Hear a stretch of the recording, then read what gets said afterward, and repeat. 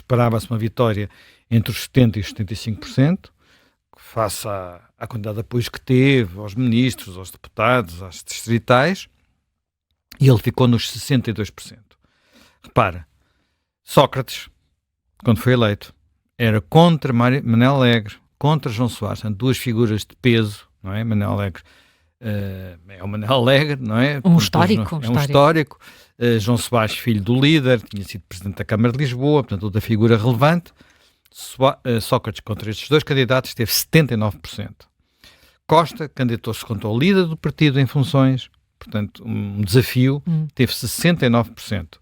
E mesmo António José Seguro, que vinha um bocadinho a tentar romper o tempo do socratismo, teve 67%. Portanto, em termos relativos, a vitória mais curta das últimas, em que houve disputa verdadeira pela liderança do Partido Socialista. Mas isto são expectativas, não é? Portanto, agora, aquilo que me parece, apesar de tudo, mais relevante é que, olha, se calhar com mais uns dias ainda era mais curto. Portanto, Que achas que Pedro Nuno Santos perdeu o gás ao longo da campanha? Acho que Pedro Nuno Santos perdeu o gás e, apesar de José Luís Carneiro ser uma figura com menos viço, digamos assim, menos conhecida, menos fotogénico, menos histriónico, essas coisas todas, com menos carisma, sabe-se lá o que é o carisma, não é? Como dizem, ele tinha vindo a ganhar, precisamente, penso eu, pelo efeito conjugado de dois fatores. Por um lado, porque fez intervenções, algumas delas mais assertivas, sobretudo no que respeita ao que o Partido Socialista poderá fazer no dia seguinte às eleições. É um tema de que Pedro Nuno Santos tem fugido como o diabo da cruz. E depois também porque, enfim, Pedro Nuno Santos não quis os debates, não disse nada, tentou não dizer nada relativamente ao seu adversário, andou ali sempre tentar ficar no meio da ponte. Mas dito isso, eu acho é que este tema dos debates acabou por se revelar, quer dizer, não houve debates, não sabemos como é que era, mas Pedro Nuno Santos teve que enfrentar entrevistas que não foram todas amigáveis, e quando teve pela frente entrevistas menos amigáveis, às vezes atrapalhou-se, mostrou alguma impreparação, nunca mostrou que eu tivesse reparado grande crispação, mas mostrou alguma impreparação. Enfim, aqui, por exemplo, na Rede Observador, não saber o valor do salário mínimo é um tema que, enfim, já para não falar do valor do indexante de apoios sociais, mas depois aconteceu-lhe também algumas falhas parecidas quando foi entrevistado na RTP. Enfim, uma entrevista que deu muita celeuma nas redes sociais, mas quer dizer, os políticos têm que estar habituados a que os jornalistas não estão ali só a estender a passadeira vermelha. Os jornalistas estão lá para colocar as questões mais complicadas, às vezes de uma forma mais assertiva. E dessas vezes ele mostrou menos segurança, diria eu. O mais importante é perceber, por exemplo, como é que ele vai estar nos debates que tiver que fazer durante a campanha eleitoral. Foi um mau sinal ele não ter querido fazer o debate com José Luís Carneiro. A explicação de que ele não foi ao debate, que era para não haver divisão no Partido Socialista, é uma má explicação. A divisão aconteceu na mesma e, sobretudo, deu a sensação de que é alguém que já ganhou e não tem que fazer nada para ganhar. Portanto, que é um mau... Quer dizer, nisto é um grande contraste com António Costa, que sempre procurou fazer um contrário. António Costa não se furtou nunca aos debates, não se furtava em entrevistas, portanto ia muitas vezes a jogo, tinha nesse aspecto uma grande autoconfiança, nem sempre lhe correu bem, mas com Pedro Nuno Santos não sei se é assim. Agora repara, na última campanha eleitoral, António Costa, em alguns debates, a forma como ele se apresentou foi absolutamente determinante para aquilo que vai acontecer a seguir. Eu recordo em particular o debate com o PCP, com Jerónimo de Sousa, em que ele foi, enfim, alegoricamente assassino. Portanto, Jerónimo de Sousa estava abananado, nem sabia o que havia de responder. Eu pergunto, é capaz Pedro Nuno Santos num debate com, ou já não é Jerónimo de Sousa, é Paulo Raimundo, ou num debate com Mariana Mortágua, que são debates muito importantes para ele, para poder fazer o mesmo que António Costa fez na última campanha, porque depois vaziar os partidos à sua esquerda, ter o tal voto. Quer dizer, isso não basta ir para lá dizer, se não querem cá a direita, têm que votar no Partido Socialista. Para o PCP e para os eleitores potenciais eleitores do PCP e do Bloco, é necessário convencer porque é que se houve geringonça, se é que ele era o ministro da geringonça, o que é importante aí. Na altura havia o governo que tinha caído por causa desses dois partidos. Agora o governo não caiu por causa disso, caiu por dentro. O que é que ele vai dizer a esses eleitores? E se o PCP nas sondagens está muito mal, o Bloco tem recuperado alguma coisa relativamente ao seu resultado de 2022. Portanto, este lado, este killer instinct, digamos assim, que António Costa tinha nos debates, não sei se ele vai ter. E recordemos que uma coisa é algumas prestações que eu não acho nada fantásticas de Luís Montenegro. Agora, Luís Montenegro, quando foi líder parlamentar do PSD, fez debates muito bons. Portanto, fez debates muito bons. E tem um traquejo que, nesse aspecto, Pedro Nuno Santos não tem. Porque ele raramente foi posto perante aquele tipo de provas e com aquele tipo de dificuldade. Portanto, veremos. Agora, olhando para aquele Pedro Nuno Santos que foi aparecendo ao longo desta campanha e que esteve presente também neste final, notamos que um pouco, olha, até contra a minha expectativa, me pareceu que ele estava mais impreparado do que se esperava. Quer dizer, houve as tais respostas que ele não conseguiu dar, e desse ponto de vista, até contrastando um pouco com José Luís Carneiro, quando chegava a temas difíceis, era mais... percebia-se que ele tinha olhado mais para os dossiês e estava mais por dentro deles. E depois há outra coisa que eu acho que vai ser sempre complicada e que percebeu-se que ele não se conseguiu salvar disto nesta campanha. É assim, até como o próprio José Luís Carneiro disse várias vezes, ele procurou vestir outra pele que não é a pele dele. Quer dizer, Pedro Nuno Santos tem um percurso. E esse percurso tem, como ele dizia, muitas cicatrizes, não é? Erros e cicatrizes, mas esse percurso tem uma constante. E essa constante é uma visão do país e do partido mais radical, ou mais à esquerda, como preferires, do que tem sido o mainstream do Partido Socialista. Isso não está associado apenas à famosa frase dos banqueiros alemães com as pernas a tremer. Porque é preciso ver o seguinte: estamos a falar de alguém que é impulsivo, que acha que se deve decidir e que, naquela circunstância, era o que ele faria. Ora, é isto que temos que perceber quais são os primeiros impulsos das pessoas. E atenção, ele não fez apenas isto calor de um discurso depois de jantar, num fim de semana, num sítio em que pensa que não há ninguém a ouvir.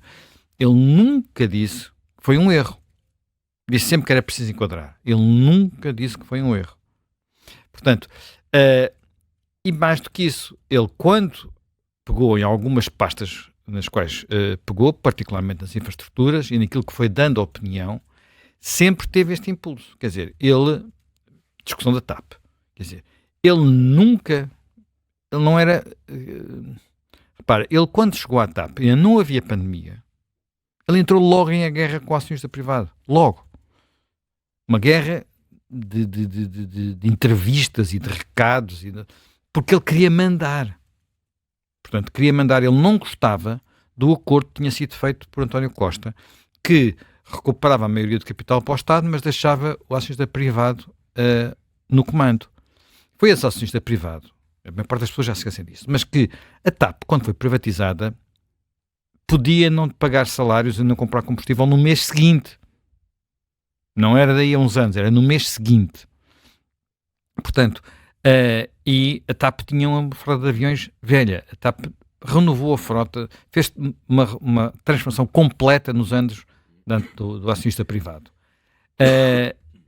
Que nunca, mas mesmo nunca, Pedro Nuno Santos reconheceu e sempre combateu, porque o seu impulso era mandar, controlar, nacionalizar, que foi o que ele acabou por fazer quando chegou a oportunidade da pandemia. A oportunidade da pandemia não é, eu estou a chamar a oportunidade porque não foi a crise.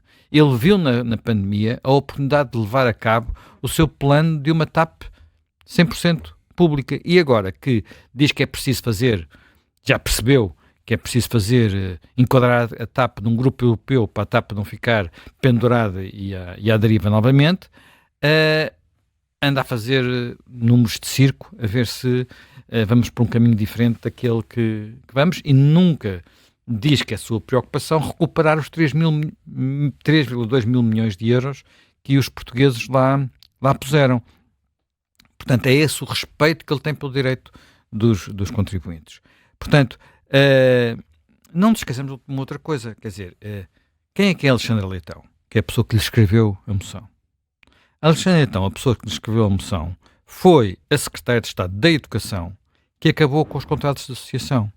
E nas escolas em que esses contratos de associação acabaram, os miúdos que ali estavam saíram prejudicados. Estão a ter piores resultados. Quer dizer, não é comparável, porque os que lá estavam há 8 anos já não são os que estão hoje. Mas olhando para algumas que eram escolas com qualidade, com bons resultados, fecharam, e o Estado ganhou com isso. O Estado resolveu os problemas da educação. Aquela era a secretária de Estado da Administração Escolar. Ela era uma das pessoas que devia ter previsto que nós íamos estar sem professores agora. O que é que foi feito? O que é que ela e o seu ministro da Educação, que é um dos seus grandes apoiantes, o que é que fizeram? Há alunos aqui em Lisboa que, estamos a chegar ao Natal, não tiveram uma hora de aulas de português. Uma hora de aulas de português. O que é que esta equipa fez para resolver esse tipo de problemas? Ele é o homem que escolheu e promoveu a atual Ministra da Habitação. A Ministra da Habitação está por trás do desenho de um pacote que tem tido um impacto catastrófico no mercado, e ainda agora estamos a ver mais problemas, toda a gente a queixar-se da forma como foi regulamentada na prática a questão do alojamento local, que está a causar imensos problemas às autarquias.